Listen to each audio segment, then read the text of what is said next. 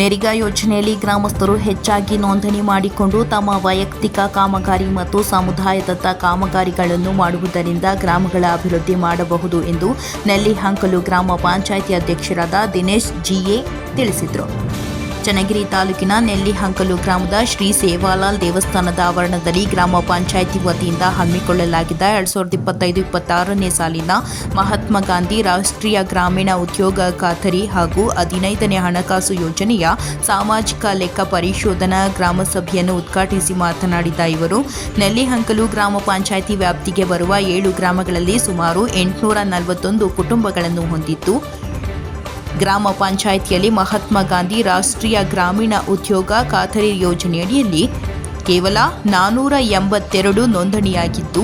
ಇದರಲ್ಲಿ 275 ಕುಟುಂಬಗಳು ಮಾತ್ರ ಕಾರ್ಯನಿರ್ವಹಿಸುತ್ತಿವೆ. ಮುಂದಿನ ದಿನಗಳಲ್ಲಿ ನೆರಿಗಾ ಯೋಜನೆಯಲ್ಲಿ ಹೆಚ್ಚು ಕುಟುಂಬಗಳು ನೋಂದಣಿಯಾಗಿ ಕಾರ್ಯನಿರ್ವಹಿಸಿದ್ದರೆ ಇನ್ನೂ ಹೆಚ್ಚು ಕಾಮಗಾರಿಗಳನ್ನು ಮಾಡುವುದರಿಂದ ನಮ್ಮ ಗ್ರಾಮಗಳನ್ನು ಅಭಿವೃದ್ಧಿಯತ್ತ ಕೊಂಡೊಯ್ಯಬಹುದು ಎಂದು ತಿಳಿಸಿದರು.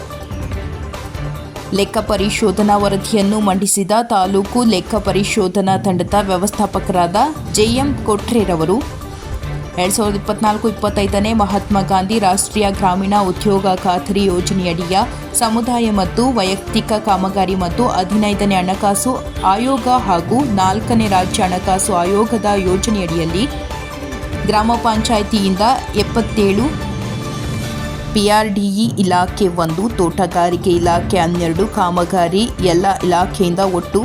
90 ಕಾಮಗಾರಿ ಅನುಷ್ಠಾನಗೊಂಡಿದ್ದು, ಒಟ್ಟು 73,15,129 ವೆಚ್ಚ ಪಾವತಿಸಿರುವ ಬಗ್ಗೆ ಗ್ರಾಮ ಸಭೆಯಲ್ಲಿ ಸಾರ್ವಜನಿಕರ ಎದುರು ಮಂಡಿಸಿ ಅನುಮೋದನೆಯನ್ನು ಪಡೆದರು. ಈ ಕಾರ್ಯಕ್ರಮದ ಅಧ್ಯಕ್ಷತೆಯನ್ನು ಚನ್ನಗಿರಿ ತಾಲೂಕು ಪರಿಶಿಷ್ಟ ವರ್ಗಗಳ ಕಲ್ಯಾಣಾಧಿಕಾರಿ ರುದ್ರೇಶ್, ನೆಲ್ಲಿಹಂಕಲು ಗ್ರಾಮ ಪಂಚಾಯಿತಿ ಉಪಾಧ್ಯಕ್ಷೆ ಸುಮಾ ಎಸ್, ಪಂಚಾಯಿತಿ ಅಭಿವೃದ್ಧಿ ಅಧಿಕಾರಿ ಪವಿತ್ರ ಬಣಕಾರ್, ತೋಟಗಾರಿಕಾ ಸಹಾಯಕ ಅಧಿಕಾರಿ ಶ್ರೀನಿವಾಸ್, ಸದಸ್ಯರುಗಳಾದ ಮಂಜುನಾಥ್, ರುದ್ರನಾಯಕ್, ಅನಸೂಯಮ್ಮ, ಪ್ರೇಮ, ಚಂದ್ರಪ್ಪ, ಅನಸೂಯಬಾಯಿ, ಕಾರ್ಯದರ್ಶಿ ಲಿಂಗರಾಜು, ತಾಲೂಕು ಲೆಕ್ಕ ಪರಿಶೋಧನಾ